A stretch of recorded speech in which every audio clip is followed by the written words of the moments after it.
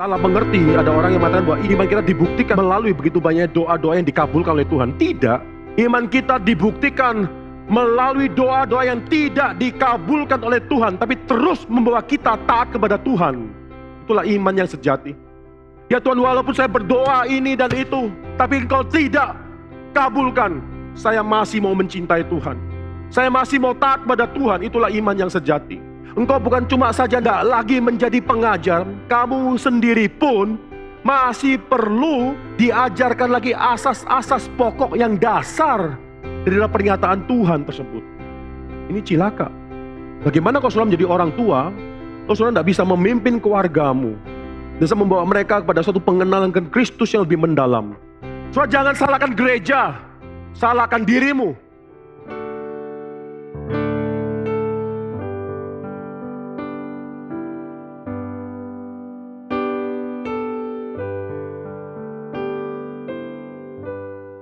Kitab Ibrani, mari kita buka Ibrani pasal yang ke-5.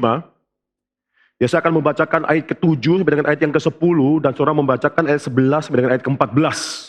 Ayat ke-7 sampai ke-10 saya membacakan, dan 11 sampai 14 saudara membaca bersama-sama. Dalam hidupnya sebagai manusia, ia telah mempersembahkan doa dan permohonan dengan ratap tangis dan keluhan kepada Dia yang sanggup menyelamatkan dia dari maut, dan karena kesalehannya ia telah didengarkan, dan sekalipun ia adalah anak, ia telah belajar menjadi taat dari apa yang telah dideritanya. Dan sesudah ia mencapai kesempurnaannya, ia menjadi pokok keselamatan yang abadi bagi semua orang yang taat kepadanya. Dan ia dipanggil menjadi imam besar oleh Allah menurut peraturan Melkisedek. 11 sampai 14.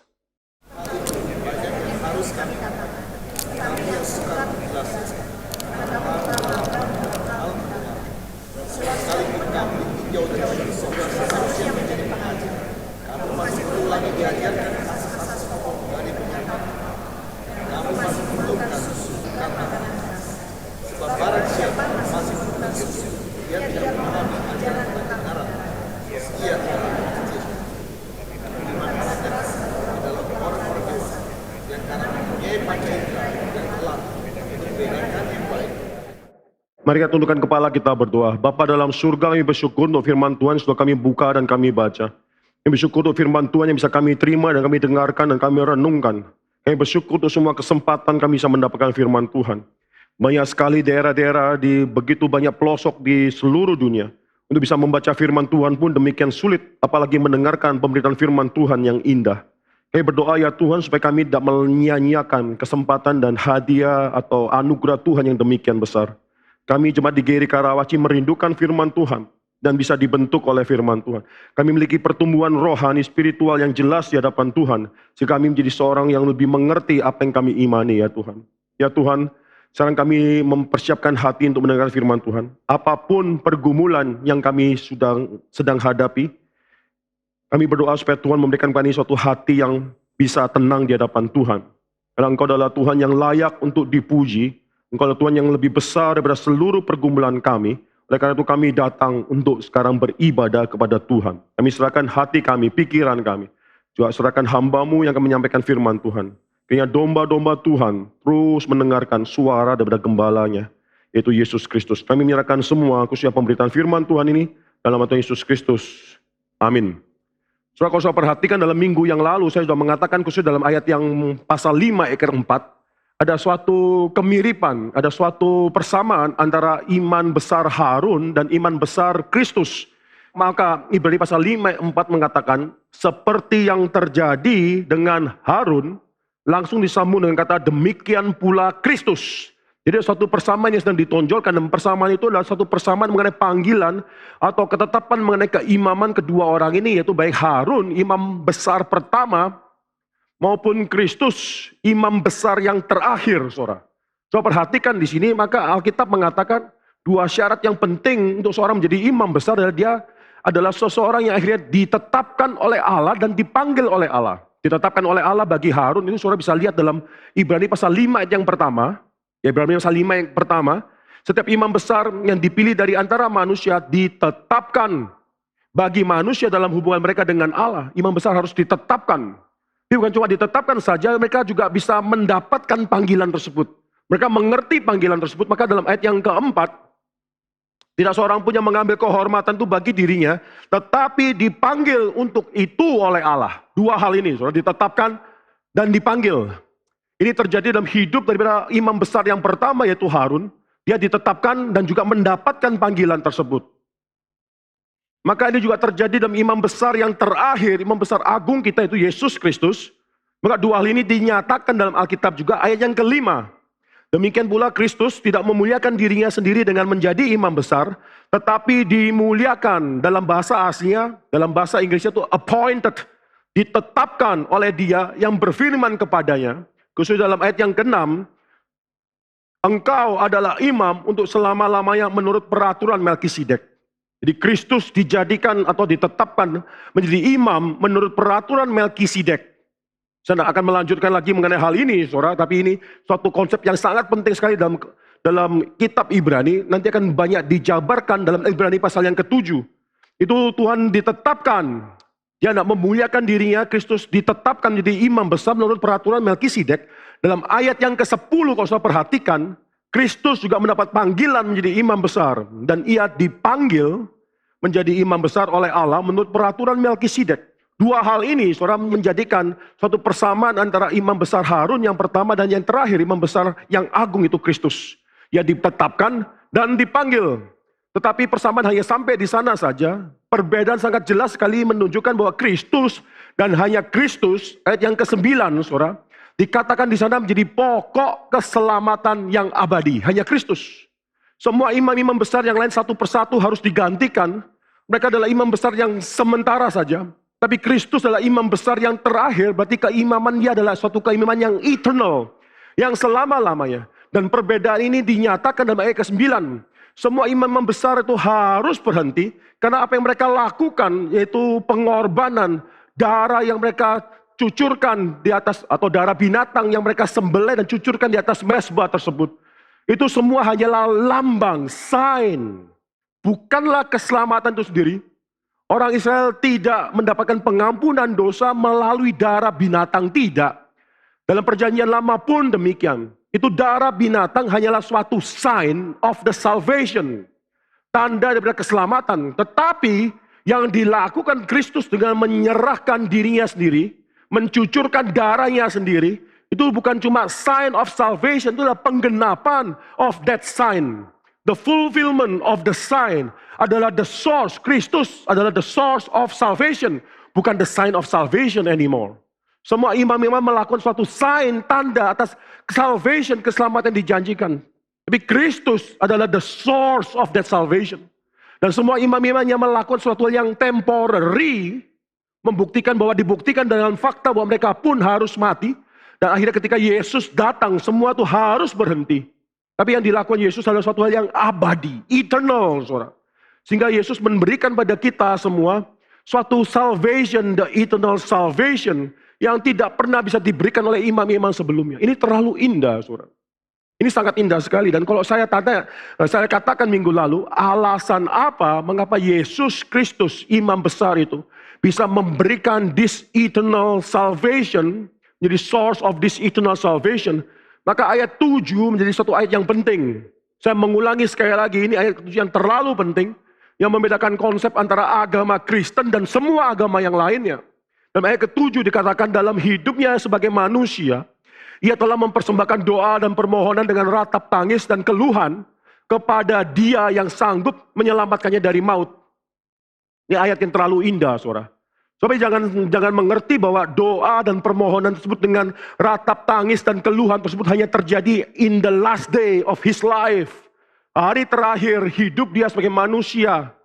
Di sana adalah hari terakhir di mana dia belum disalibkan. Di dalam taman Getsemani dia berdoa dengan ratap tangis dan keluhan. Dengan permohonan kepada Tuhan. Itu bukan maksud daripada penulis Ibrani di sini. Itu pasti termasuk salah satu di antaranya. Itu doa yang ada dimaksudkan di sini. Jadi kalau saudara perhatikan, penulis Ibrani mengatakan suatu kalimat yang penting dalam ayat ke-7. Dalam hidupnya, atau mungkin lebih tepat dikatakan, selama hidupnya sebagai manusia, dia berdoa kepada Tuhan dengan ratap tangis tersebut. Dia berdoa, dia mempersembahkan doa, permohonan dengan ratap tangis dan keluhan. Selama hidupnya sebagai manusia. Dalam bahasa Inggrisnya, in the days of his flesh. Dalam hari-harinya di dalam daging tersebut, dia mempersembahkan doa dan juga permohonan dengan ratap tangis dan juga dengan keluhan. Saudara, sekali lagi saya katakan ini sangat penting harus dimengerti. Ini bukan cuma suatu doktrin kelas di mana saudara mengerti lalu ya sudah menambah pengetahuan. This is so very important, so very basic dalam hidup kamu sebagai anak Tuhan, dalam hidup kita sebagai anak Tuhan. Banyak orang yang mengatakan bahwa yang paling penting adalah pengorbanan Kristus di atas kayu salib. Pengorbanan dia mengampuni dosaku. Pengorbanan dia dan apa yang dia lakukan, dia punya penderitaan tersebut. Itulah dasar pengampunanku. Sehingga saya tidak perlu lagi harus disalibkan. Itu semua penting, benar. Tapi saudara sedang highlight suatu yang teologi katakan, terms teologi mengatakan bahwa itu adalah the passive obedience of Christ. Suffering.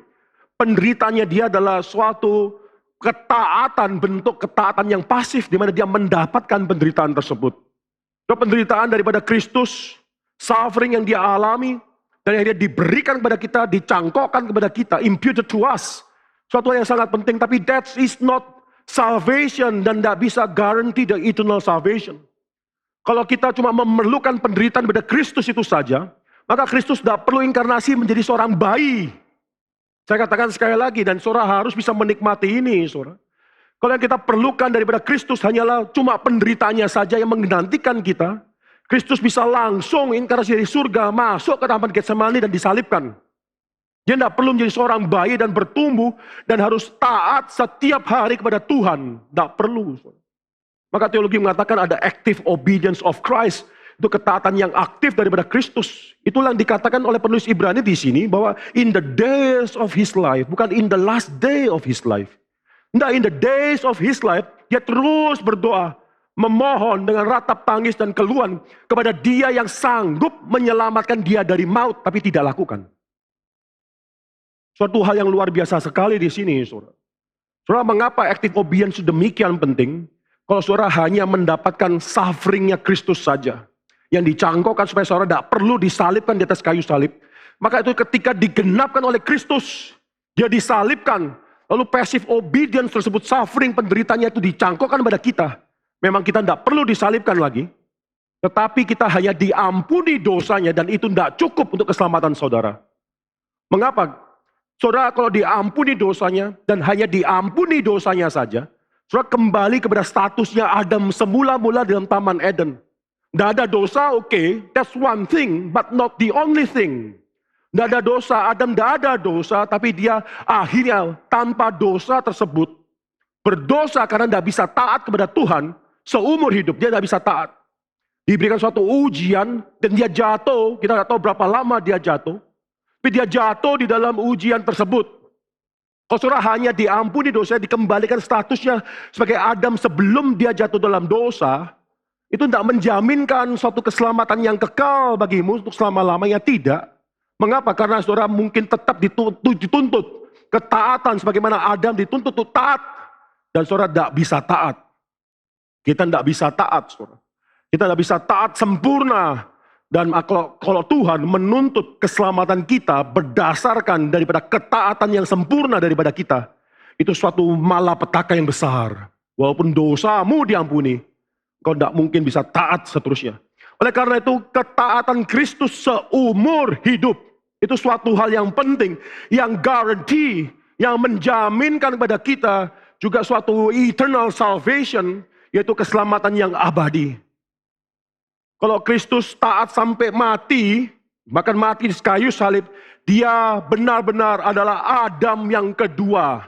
Adam pertama gagal taat, tapi Adam kedua taat sampai mati, dan ketaatan itu saudara diberikan, dicangkokkan kepada kita sehingga kita tidak lagi dituntut untuk harus taat sempurna pada Tuhan, tapi status kita sudah dibenarkan oleh Tuhan. Cilakalah kita kalau kita masih akhirnya dituntut oleh Tuhan untuk harus taat 100%. Seumur hidup baru bisa mendapatkan keselamatan. Saya tidak mengatakan bahwa orang Kristen tidak mungkin lalu sudah diselamatkan main-main dengan dosa. Saya tidak katakan itu suatu hal yang possibility.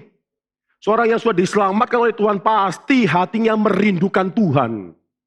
Seorang yang sudah diselamatkan oleh Tuhan, sudah dibebaskan oleh dosa, pasti membenci dosa tersebut. Bukan mengatakan bahwa dia tidak mungkin bisa jatuh dalam dosa, dia masih bisa jatuh dalam dosa. Tapi dia membenci dosa tersebut. Dia merindukan kekudusan daripada Tuhan. Maka ada seorang yang mengatakan, toh saya sudah diselamatkan dan Tuhan tidak menuntut lagi ketaatan daripada saya untuk saya bisa selamat. Maka saya bermain-main dengan dosa. Itu tidak mungkin, itu impossibility. Fakta bahwa Tuhan tidak lagi menuntut ketaatan kita supaya kita mendapatkan keselamatan. Itu menunjukkan bahwa Kristus sudah menggenapkan ketaatan yang sempurna tersebut bagi kita. Tapi tidak menjadikan kita main-main dengan dosa, tidak mungkin. Jadi suatu pengertian yang sangat penting sekali, saudara. Kedua hal ini, saudara. The active and passive obedience sudah bisa dipisahkan. Saudara, jangan cuma mau mengharapkan dosamu sudah digantikan di atas kayu salib. Saudara mengharapkan active obedience tersebut daripada Kristus juga dicangkokkan bagi saudara. Jangan lupa, saudara, John Gresham Machen, seorang pendiri daripada Westminster Theological Seminary, saya sudah ceritakan ceritanya itu minggu lalu. 1 Januari 1937 dia meninggal, dan sebelum dia meninggal dia mengirimkan telegram kepada John Murray, sahabatnya di Westminster. Pada saat itu dia ada di South Dakota yang demikian jauh. Dia sebelum meninggal menuliskan 14 kata yang terlalu indah. Ini kalimat terakhirnya dia. Itu berkenan dengan apa, saudara? Saya katakan, saya ulangi sekali lagi. I'm so thankful for the active obedience of Christ. Saya demikian bersyukur untuk ketaatan aktif daripada Kristus. Dia tambahkan, no hope without it. Tidak ada pengharapan tanpa itu. So ini menjadi satu keyakinan kita hidup dalam dunia ini. Ini bukan cuma masalah doktrin yang tidak penting. Enggak. Ini seharusnya memberikan suatu joy dalam hidup kita. Mengetahui walaupun kita tidak sempurna, tapi kita sudah dibenarkan oleh kesempurnaan Kristus tersebut. Walaupun kita masih bisa tergelincir dalam dosa, tapi kita sudah disempurnakan. Tuhan tidak menuntut kita untuk 100% harus taat sebelum kita bisa mendapatkan suatu jaminan keselamatan yang kekal tersebut. Melalui dunia yang sementara ini dengan suatu sukacita di hadapan Tuhan. No hope without it. Tidak ada pengharapan tanpa ketaatan aktif daripada Kristus. Itu sudah dicangkokkan dan diberikan padamu. Dari suatu hal yang cuma-cuma. Perhatikan, saudara, ayat ke-7 ini membedakan kekristenan dan semua agama yang lainnya. Justru ayat ke-7 ini mereka ketaatan aktif seumur hidup dari Kristus. Tidak ada satu mediator pun dalam semua agama apapun yang bisa melakukan apa yang dilakukan oleh Kristus di sini. Tidak satu mediator pun yang bisa mengatakan saya sudah menjalankan ketaatan aktif seumur hidup. Tidak bersalah lagi kepada Tuhan. Tidak ada, itu hanya bisa dilakukan oleh Adam kedua. Dan oleh karena itu dia dipanggil sebagai Adam yang terakhir. Ini suatu yang sangat penting sekali, saudara. Maka di sini surah ayat ke-7 itu membedakan kekristenan dan semua agama. Tidak heran kalau di dalam agama-agama, filsafat-filsafat yang lain tidak ada jaminan eternal salvation, tidak ada. Bahkan tidak ada salvation. Hanya dalam kekristenan, saudara, itu dijaminkan. Dia, Kristus, adalah pokok daripada keselamatan yang abadi. Hanya dalam kekristenan dikatakan bahwa Kristus, mediator yang sempurna tersebut, adalah source of our eternal salvation. Itu cuma terjadi dalam hidup Kristus. Saudara, hari ini saya akan ajak kita melihat beberapa ayat yang penting juga. Dan kalau kita memiliki kesempatan masuk dalam ayat ke-11 sampai 14 juga. Tapi kalau saudara perhatikan dalam ayat ke-7, ini saya akan bicara hari ini berkenaan dengan masalah doa, saudara. Tapi yang pertama yang saya mau katakan adalah konsep yang salah mengenai doa. Ya, konsep yang salah mengenai doa adalah melihat dalam ayat ke-7 lalu mengatakan yang sanggup menyelamatkannya dari maut dan karena kesalehannya ia telah didengarkan. Ada orang-orang, sebagian orang yang mengatakan bahwa saya doanya didengarkan karena tergantung iman saya. Saya mungkin sakit karena iman saya sedang lemah. Saya bisa disembuhkan dan saya bisa didengarkan doanya karena iman saya. Banyak orang mengatakan bahwa imanku yang menentukan Tuhan mau mendengarkan doaku atau tidak. Berapa banyak orang yang sakit didoakan oleh hamba Tuhan. Engkau pasti sembuh. Pasti tapi. Pasti sembuh kalau engkau beriman. Itu lucu. Pasti tapi conditional, saudara. Engkau pasti akan disembuhkan. Tapi tergantung imanmu. Lalu mereka katakan bahwa mereka adalah meneruskan gereja, tradisi atau kebiasaan gereja awal yang melakukan kesembuhan. Saudara perhatikan, dalam Alkitab, kalau saudara perhatikan kisah para rasul yang menceritakan banyak sekali apa yang terjadi di gereja awal, maka kesembuhan itu memang dilakukan, tapi tidak tergantung daripada iman orang yang menerima kesembuhan tersebut. Tidak. Dalam Kisah Rasul pasal yang ketiga misalnya, ada seorang yang sudah lahir lumpuh dari sejak lahirnya, saudara. Lalu Petrus dan Yohanes datang dan memberikan kesembuhan tanpa pernah bertanya terlebih dahulu mengenai iman dia, apakah dia percaya pada Yesus Kristus. Tidak pernah bertanya terlebih dahulu mengenai kadar atau level iman dia. Seberapa percaya dia kepada Yesus Kristus. Tidak. Langsung dikatakan emas dan perak tidak kumiliki, tapi apa kumilikan kuberikan kepadamu. Bangun dan berdirilah. Langsung orang itu bangun dan berdiri. Tanpa cek dulu imannya bagaimana. Itulah kuasa dari Roh Kudus sehingga demikian dahsyat, sedemikian rupa sehingga bukan tergantung iman dari orang tersebut. Banyak orang yang sudah dibodohi pada zaman ini. Dan saya berteriak, kalau saudara adalah orang yang sudah dibodohi, jangan mau dibodohi lagi. Ada orang yang mengatakan beriman, beriman. Yang penting beriman. Itu menjadi suatu sugesti, positive thinking dan lain sebagainya. Kita bayangkan apa yang kita inginkan. Jangan waver, jangan bergerak. Jangan berkompromi, coba mengharapkan apa yang kita harapkan. Pasti Tuhan akan memberikan kalau kita memiliki kesungguhan iman tersebut. Itu omong kosong. So perhatikan di sini suatu kalimat yang penting. Yesus sanggup tahu bahwa Allah yaitu dia sanggup menyelamatkan dari maut dan karena kesalehannya ia didengarkan. Saya mau tanya, kapan doa Yesus didengarkan? Bahkan sampai pada hari terakhir, saya percaya dalam seluruh hidup dia memohon, berdoa dengan tangis, dengan ratapan bukan cuma pada hari terakhir saja, but throughout in the days of his flesh, dia berdoa hal tersebut. Dia mendoakan supaya kalau mungkin, jangan sampai dia dipisahkan dengan Allah Bapa. Allah anak mendoakan supaya jangan sampai dipisahkan dengan Allah Bapa, dan itu doanya dia di atas di Getsemani. Kalau mungkin cawan ini berlalu, tapi bukan karena kehendakku, tapi karena kehendakmu. Terus saya mau tanya, kapan akhirnya Yesus Kristus didengarkan doanya? Saya percaya, kalau saudara perhatikan ayat yang ke-8 saudara, bahkan Yesus Kristus telah belajar menjadi taat dari apa yang telah dideritanya throughout his life. Bukan cuma belajar menjadi taat pada hari terakhir saja, dia baru belajar taat karena dia menderita pada hari terakhir, enggak. The active obedience of Christ yang dia lakukan secara sempurna seumur hidup, membawa penderitaan demi penderitaan dalam hidup dia. Dan dia belajar taat melalui semua penderitaan tersebut. Jadi suatu hal yang sangat penting sekali, kapan Allah Bapa mendengarkan doa dia? Pada saat dia dibangkitkan, saudara. Pada saat dibangkitkan, sebelum dia mati, saudara, dia menyerahkan nyawanya kepada Allah Bapa. Bapa, ke dalam tanganmu ku serahkan nyawaku, selesai sudah pelayananku, genap sudah. Sang ku serahkan, kau yang akan menghakimi aku, engkau akan melihat seluruh pelayananku. Sang ku serahkan nyawaku dalam tanganmu. Saudara, Yesus ketika mati di atas kayu salib itu satu kematian yang kalau saudara pikirkan tidak seharusnya terjadi. Mengapa? Karena kematian Yesus bukan disebabkan oleh dosa-dosanya. Alkitab mengatakan bahwa upah dosa adalah maut. Kenapa dia menerima maut? Bukan karena dosa-dosa dia, tapi karena semua dosa yang ditanggung oleh dia. Maka oleh karena itu saudara, kebangkitannya dia bagi saya adalah suatu kebangkitan yang seharusnya terjadi. Mengapa? Karena orang ini tidak bersalah. Bahkan Alkitab sendiri yang sudah menubuatkan mengenai kematian dia, menubuatkan mengenai kebangkitannya dia. Khusus dalam Mazmur pasal 16 ayat yang ke-10 saudara. Di sana kan dikatakan bahwa Tuhan tidak mungkin meninggalkan orang kudusnya dalam dunia orang mati. Tidak mungkin Allah Bapa membiarkan Yesus terus menerus dalam dunia orang mati ini karena orang kudus daripada Allah Bapa tersebut. Maka pasti ada kebangkitan.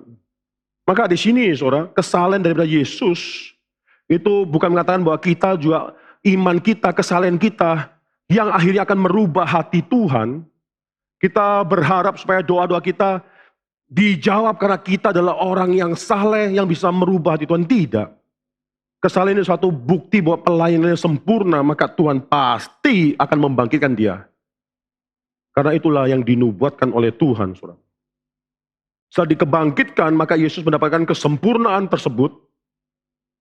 Ya ayat yang ke-9, yang mencapai kesempurnaannya, dia dipanggil dalam ayat ke-5 menjadi anak. Bukan karena dia baru pertama kali dipanggil sebagai anak dan menjadi anak Allah Bapa, bukan. Deklarasi pada seluruh dunia bahwa dia adalah anak. Dan oleh karena itu, maka dia menjadi pokok keselamatan yang abadi dan bagi semua orang yang taat kepadanya. Ini pertama yang harus saudara pelajari mengenai doa. Jangan pikir doa dijawab atau tidak itu tergantung manusia dan iman kita. Iman kita terlalu lemah, saudara.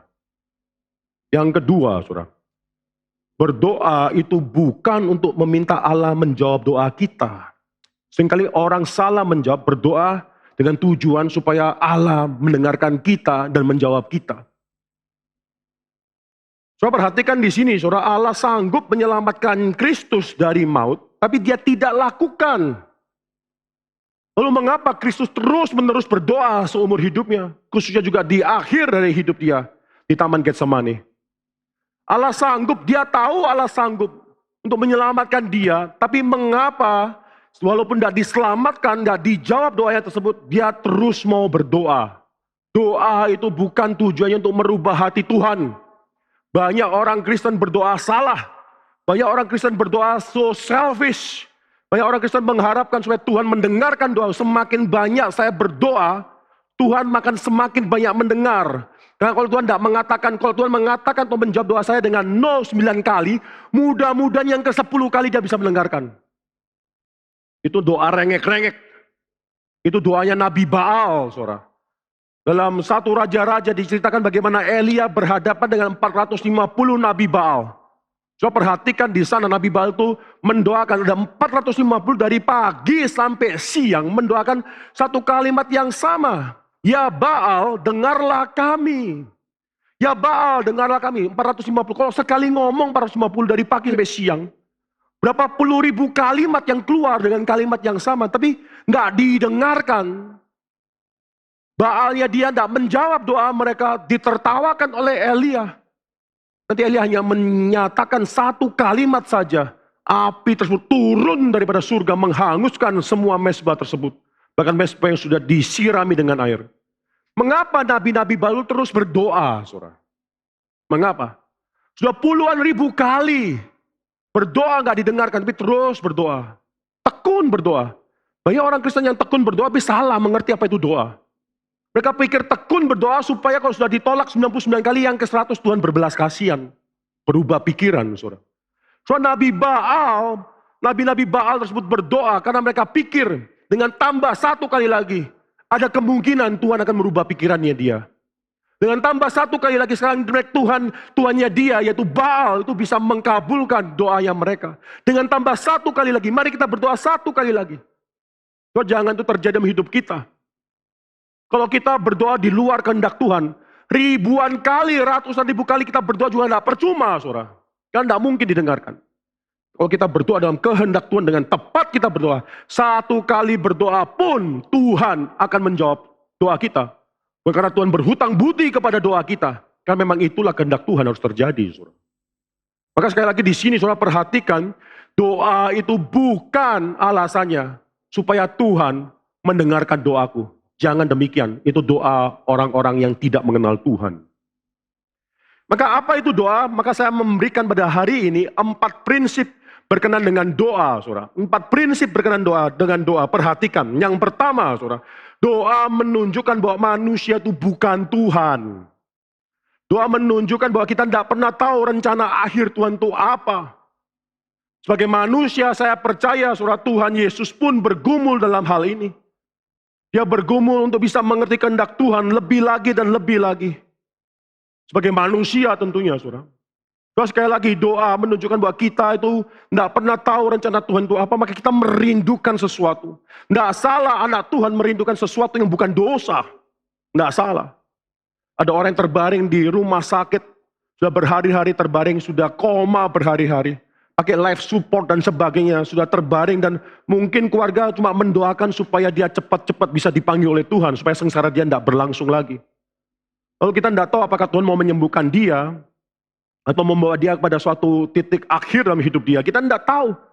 Tapi bukan berarti memang Tuhan, kita mementingkan rencana Tuhan terjadi dalam hidup dia, apapun yang kau inginkan, kiranya terjadi dalam hidup dia, itu doa orang reform, tapi seringkali orang reform jadi orang yang dingin. Kalau demikian, ya sudah kita tidak perlu doa banyak-banyak. Tidak salah bagi saya, walaupun memang semua terserah daripada kehendak Tuhan, tapi kita merindukan ada kesembuhan untuk orang ini yang kita kasihi.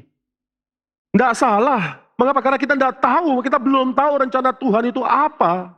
Kita belum tahu dan kita merindukan sebagai seorang anak berbicara kepada Bapa, ya Tuhan saya merindukan ayahku ini, kakakku ini, adikku, suamiku ini bisa mendapatkan kesembuhan daripada Tuhan. Tuhan restorasi hidup dia, tidak salah. Walaupun akhirnya dia mati pun sekalipun. Tidak salah sebelum dia mati kita merindukan dan kesembuhan. Walaupun faktanya Tuhan memang mengkehendaki kematiannya dia, Tuhan memang mau memanggil dia melalui proses sakit penyakit ini. Tidak salah kita mendoakan selama dia hidup. Itu suatu kesembuhan. Mengapa? Karena memang doa menunjukkan kita tidak tahu. Kita bukan Tuhan. Kita tidak tahu apa itu rencana Tuhan. Ada suatu gereja di Semarang, saudara. Itu setelah pendeta besarnya meninggal, seluruh jemaat tidak bisa menerima kondisi tersebut. Ini menurut saya adalah perlawanan. Sudah tahu dia meninggal, mendoakan, seluruh jemaat mendoakan kebangkitannya. Nggak dikubur berapa hari di sana. Semua mendoakan kebangkitannya. Bagi saya itu barulah perlawanan. Sudah tahu kehendak Tuhan demikian, mengapa masih berdoa hal yang lain lagi. Tapi tidak salah sebelum kita mengetahui kehendak Tuhan itu apa, kita mengharapkan yang terbaik bagi orang tersebut dan kita merindukan ada suatu penghiburan bagi kita. Tidak salah. Yang kedua, saudara. Doa membawa kita semakin mengerti rencana Tuhan. Doa juga bahkan lebih lagi bisa mengingatkan kita atas rencana Tuhan dalam hidup kita. Soal Kristus harus berdoa dan memohon seumur hidup dia.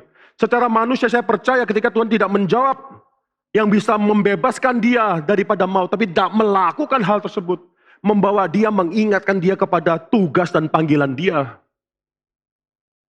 Maka dari sini saudara-saudara perhatikan, saudara.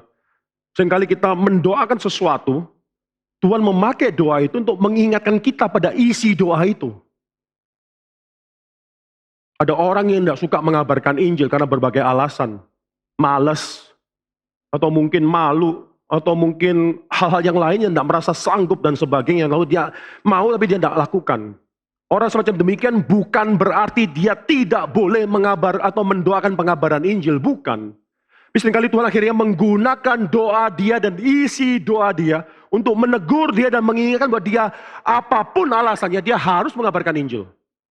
Ada orang yang mengatakan, ya Tuhan, berilah kesempatan kepada saudaraku, mungkin orang tuaku, saudaraku untuk bisa mendengarkan firman Tuhan, mendengarkan Injil. Tapi selama ini tidak pernah mengabarkan Injil karena alasan apapun.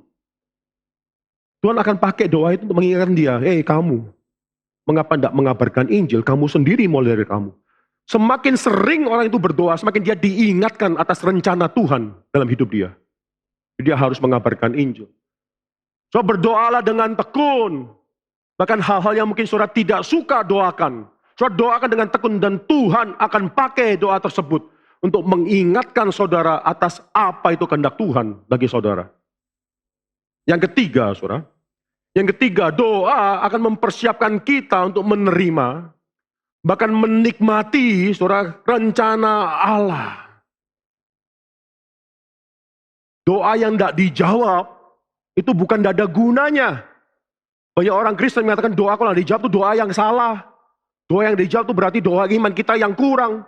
Tidak, seringkali Tuhan memakai doa yang tidak dijawab untuk mempersiapkan kita menerima rencana daripada Tuhan. Saudara perhatikan doa Daud ketika Nabi Nathan menghardik dia setelah dia berzina dengan Batsheba. Itu 1 tahun kemudian dia sudah lupa bahkan dengan dosa-dosanya sendiri. Dia tidak sadar Nabi Nathan sedang menghardik dia. Ini tercatat dalam 2 Samuel pasal 12. Kau dikasih tahu bahwa anakmu itu pasti akan mati. Engkau dibebaskan dari hukuman dosa tapi anakmu itu akan mati. So mendengarkan hal itu saudara-saudara bisa melihat bagaimana Daud merendahkan diri sedemikian rupa di hadapan Tuhan. Dia tahu dia yang salah, dia menyesal. Dia memohon kepada Tuhan, dia berpuasa dengan demikian tekun. Semalam-malaman dia berbaring di lantai. Saya percaya bukan berbaring tidur begini, saudara. Bukan, tidur begini, tengkarap, saudara. Itu merendahkan diri di hadapan Tuhan, dia berbaring di lantai.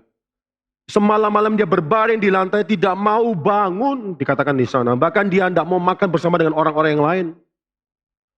Saudara bisa lihat di sini bagaimana dia sampai akhirnya pada anak mati pada hari itu. Dia mendengarkan ada orang yang berbisik-bisik, pegawainya berbisik-bisik. Dia mulai curiga, ini pegawainya sedang ngomong. Itu pegawainya sangat takut memberitahu. Ini sebelum mati aja uring-uringan kayak begini. Apalagi kalau sudah tahu anaknya mati itu bagaimana mungkin bisa bunuh diri. Lalu ketika Daud melihat pegawainya mulai berbisik-bisik, dia tanya, apakah anakku sudah mati? Mereka katakan, iya sudah mati. Apa yang dilakukan oleh Daud? Daud langsung bangun, mandi, lalu mengurap atau mencuci muka, mencuci mungkin badannya juga. Bertukar pakaian, masuk ke dalam bait Allah, menyembah Tuhan, pulang ke rumah, minta dibuatin roti lalu makan. Semua pegawainya bingung, saudara. Ini kenapa yang terjadi? Sebelum mati kayak begini, sudah mati kok. Tiba-tiba kayaknya semuanya normal. Lalu Daud katakan satu kalimat, jawab Daud, saudara. Waktu anaknya masih hidup, saya mengharapkan Tuhan bisa mengampuni, mengasihi aku, sehingga menyelamatkan anak itu. Saya percaya dia berdoa untuk keselamatan anak tersebut. Hari demi hari anaknya makin lama mungkin makin sakit. Doanya nggak dijawab. Tapi pada hari terakhir ketika dia tahu memang kehendak Tuhan tidak berubah dengan doa dia. Langsung dia berdiri dan menyembah Tuhan.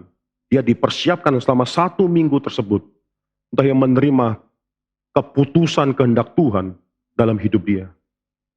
So unanswered prayer itu bukan dada artinya. Doa yang tidak dijawab oleh Tuhan menyiapkan hati kita menerima apapun keputusan Tuhan dalam hidup kita. Yang keempat, saudara, doa juga mempersiapkan kita untuk akhirnya bisa taat. Doa yang tidak dijawab mempersiapkan kita untuk akhirnya bisa taat kepada Tuhan. Apapun kehendakmu, kalau demikian aku akan taat. Coba perhatikan di sini, Kristus anak Allah yang sempurna tersebut, dalam sifat kemanusiaan dia belajar taat melalui apa yang dia derita, belajar taat. Suatu hal yang indah. So, ada orang salah mengerti, ada orang yang mengatakan bahwa iman kita dibuktikan melalui begitu banyak doa-doa yang dikabulkan oleh Tuhan. Tidak, iman kita tidak dibuktikan melalui doa-doa yang dikabulkan oleh Tuhan. Iman kita dibuktikan melalui doa-doa yang tidak dikabulkan oleh Tuhan, tapi terus membawa kita taat kepada Tuhan. Itulah iman yang sejati. Ya Tuhan, walaupun saya berdoa ini dan itu, tapi Engkau tidak kabulkan, saya masih mau mencintai Tuhan. Saya masih mau taat pada Tuhan. Itulah iman yang sejati. Berapa banyak orang Kristen yang ditipu pada saat ini, yang mengatakan bahwa imanku dibuktikan melalui begitu banyak Tuhan menjawab doaku. Jangan sampai itu adalah jawaban daripada si setan, saudara, kepada kita. Tapi di sini, saudara, ini suatu yang indah. Tuhan seumur hidupnya, in the days of his flesh, dikatakan di sana. Tuhan mempersembahkan doa dan permohonan dengan ratap tangis dan keluhan kepada Dia yang bisa menyelamatkan dia daripada maut, tapi tidak menyelamatkan dia sampai akhir. Tapi saya percaya itulah alasan Yesus tahu dia harus belajar taat. Dia merindukan kalau bisa pada hari terakhir cawan ini lalu. Itu doa kristalisasi dari seluruh hidup dia. Sebentar lagi saya akan mati. Ada perpisahan antara Allah Bapa dan Allah Anak. Kalau bisa cawan ini berlalu. Tapi dia tambah satu kalimat. Bukan karena kehendakku, tapi sesuai dengan kehendakmu. Dia belajar taat melalui penderitaan yang dia lalui. So, bersyukurlah kalau kita memiliki doa-doa yang mungkin kita tidak bisa dapatkan jawabannya. Saya rasa itu pun pembentukan Tuhan dalam hidup kita. Itu pun suatu hal yang sangat precious dalam hidup kita. So, perhatikan satu kalimat di sini. Dia berdoa kepada Dia yang sanggup menyelamatkannya dari maut, tetapi tidak.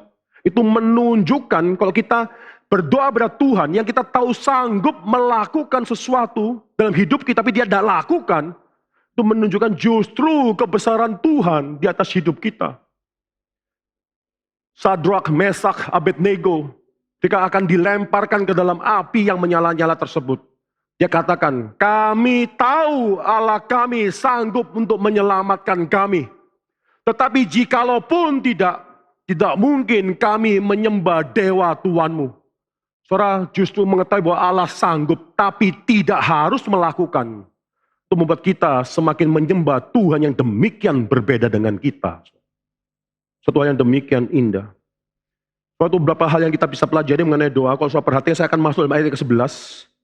Dan seterusnya, kalau saudara perhatikan dalam ayat ke-11, penulis Ibrani sekarang beralih daripada membicarakan Kristus, keimaman Dia yang demikian besar, yang demikian agung, itu suatu penjabaran yang sulit sekali. Lalu masuk ke dalam menegur jemaatnya yang mendengarkan dia berkhotbah pada saat itu. Yang akan membaca tulisannya jemaat-jemaat Kristen awal. Maka di sini dikatakan tentang hal itu ayat 11. Banyak yang harus kami katakan, masih banyak, dan penulis Ibrani kan mengatakan lebih banyak lagi mengenai Kristus. Kitab Ibrani ini tidak gampang, saudara. Kitab Ibrani ini sulit. Karena kitab Ibrani ini sulit justru karena banyak bicara mengenai Kristus. Dan mereka harus mengerti mengenai Kristus. Demikian limpahnya Kristus. Demikian berharganya Kristus. Supaya mereka tidak gampang menyangkal Kristus. Tentang hal itu masih banyak yang harus kami katakan. Tetapi yang sukar untuk dijelaskan. Sukar dijelaskan, usah perhatikan di sini bukan karena doktrin Kristus itu sulit, bukan. So perhatikan di sini penulis Ibrani katakan itu sukar dijelaskan karena kamu yang lamban untuk mendengar. So dia tegur jemaatnya. Dan saya berdoa supaya kalau Roh Kudus bekerja pada malam hari ini menegur kita semua tempat ini.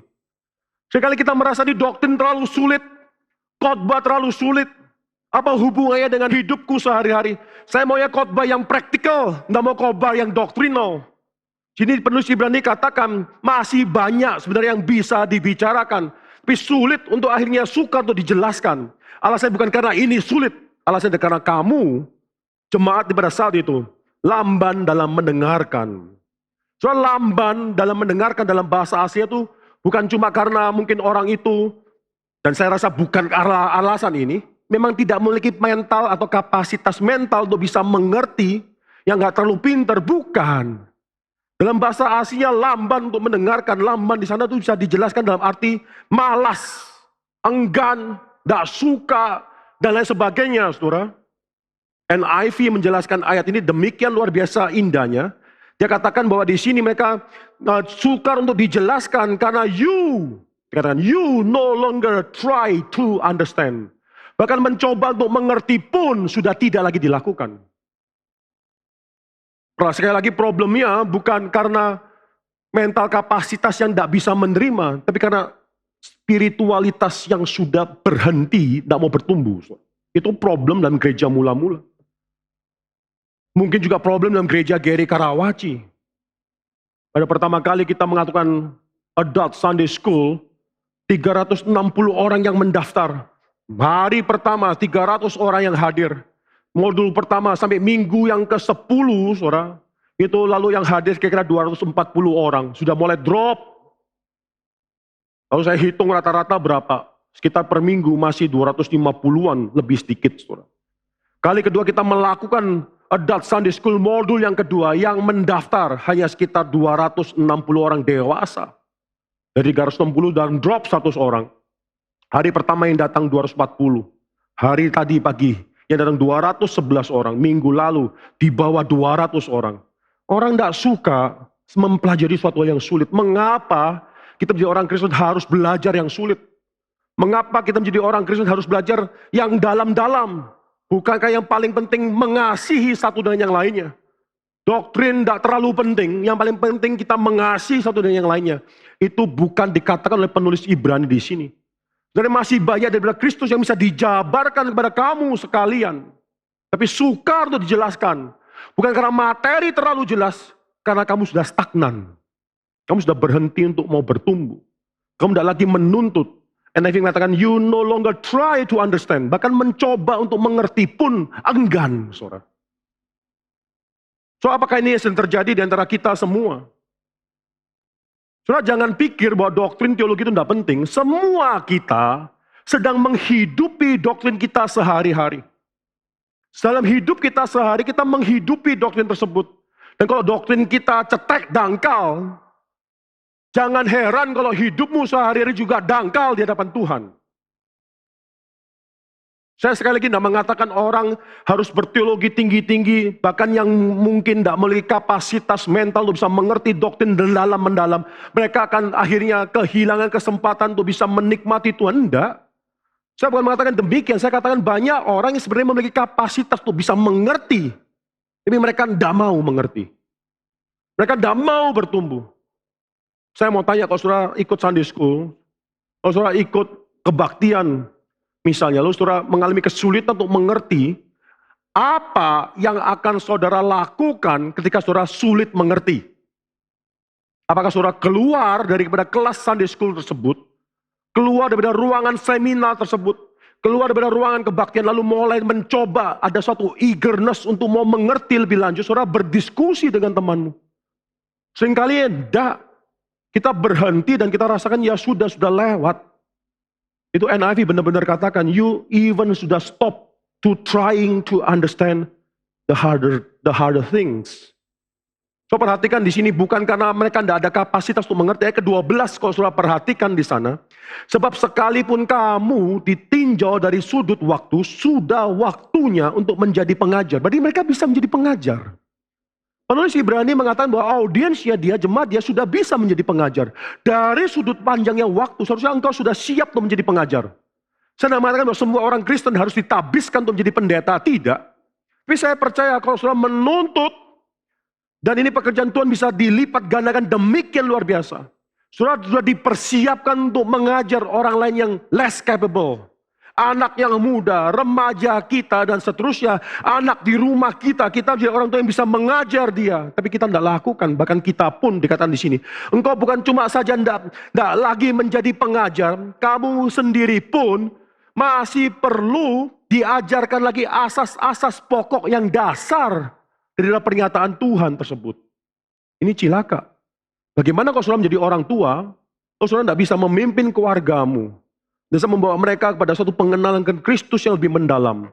Saudara jangan salahkan gereja, salahkan dirimu. Mengapa? Karena engkau sendiri pun sudah lama menjadi orang Kristen, tapi tidak bisa mengajar. Seharusnya bisa menjadi pengajar, tapi masih perlu untuk makanan-makanan yang sangat lembut, susu tersebut. Kamu masih minta diajar asas-asas yang pokok. Oh, di gereja kita usahakan saudara mengerti lebih mendalam lagi. Saudara tidak mau mengerti lebih mendalam lagi. Saudara bosan dengan hal yang mendalam lagi. Itulah spiritual stagnancy yang terjadi dalam hidup banyak orang Kristen. Itu dosa besar di hadapan Tuhan, saudara. Maka saudara perhatikan di sini, saudara. Penulis mengatakan bahwa engkau, saudara, sudah bisa makan makanan yang keras, tapi masih minta makanan minum susu. Saudara perhatikan anak semakin besar, makanannya kan berbeda. Seorang anak yang baru kecil, baru lahir, minum susu yang lembut, air. Kasih ke dia. Semakin besar, dikasih makanan yang lebih keras. Sampai sudah besar, makan-makan tulang pun dia bisa gigit, saudara. Saya pernah mendengar suatu cerita, saudara, anak kecil umur 3 bulan. Sudah lahir umur 3 bulan, kasih susu, lalu suatu hari neneknya mengatakan, jangan susu, kasih pisang. Pisang tapi dia sudah ulek, saudara, ulek. Lalu kasih makan pisang. Anak 3 bulan dikasih makan pisang kayak gitu, saudara pikir apa yang terjadi? Mama bilang, jangan dikasih pisang, anak tuh masih kecil minum susu. Enggak apa-apa, waktu kamu kecil umur 3 bulan pun saya juga kasih pisang, gitu ya. Kamu pun juga hidup sehat-sehat. Dalam kemudian waktu kita baca berita tersebut, anak itu kemudian mati. Kenapa? Enggak siap. Digestion di dalam perut dia untuk mendigest, lalu mengeluarkan enzim-enzim untuk menguraikan pisang, bahkan pisang sudah dilembutkan tersebut.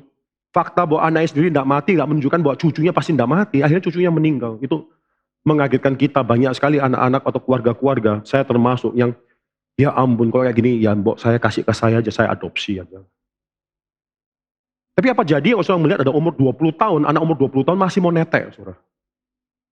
Merindukan belas kasihan, merangkulan mamanya, lalu minum susu dan seterusnya. Itu menakutkan, saudara. Orang semacam demikian. Kita mengharapkan anak-anak kita semakin dewasa, makin naik kelas. Kalau bisa SD lulus, SMP, SMA lulus, universitas lulus. Apa jadinya kalau sudah belasan tahun tapi masih terus menginginkan, merindukan kelas 1 SD, saudara. Ayo naik kelas, tidak mau 1 SD aja. Kenapa saya mengasihi pembelajaran di sini gampang bisa diterima. Lalu setelah belasan tahun akhirnya masuk dalam kelas 1 SD. Terus menerus juara 1 di kelas 1 SD tersebut. Ya terang aja juara 1, umurnya udah belasan belajarnya kelas 1 SD. Kalau masih tidak juara 1 itu begitu tolol orang tersebut. Tapi banyak orang Kristen yang demikian. Mengharapkan tidak usah susah-susah. Udah belasan tahun, puluhan tahun di gereja. Yang penting saya mengerti yang basic. Saya bisa menonjolkan diri, saya mengerti semua hal yang basic-basic tersebut. Dikasih makan lebih keras lagi menolak. Tidak ada waktu untuk belajar. Tidak ada waktu untuk membaca buku. Tidak mau menyediakan waktu untuk mendalami Alkitab. Tidak ada waktu untuk semua itu. Kenapa? Sudah not even try to understand. Tidak mencoba lagi untuk mengerti. Saudara stagnan. Hati-hati kalau kita sudah stagnan. Saudara, di sini dikatakan bahwa kita mengalami suatu spiritual stagnancy. Soalnya saya tidak bisa menyelesaikan daripada Ibrani pasal yang kelima ayat 11 sampai 14 itu banyak yang bisa dibicarakan. Tapi next time ketika saya datang kembali, saya akan membicarakan ayat 11 mungkin bahkan sampai pasal yang ke-6 itu bicara satu hal yang terlalu indah. Peringatan daripada penulis Ibrani karena mereka tidak bertumbuh. Alasan mereka akhirnya bisa meninggalkan Tuhan bukan kesulitan hidup. Alasan kita meninggalkan Tuhan itu bukan karena persecution.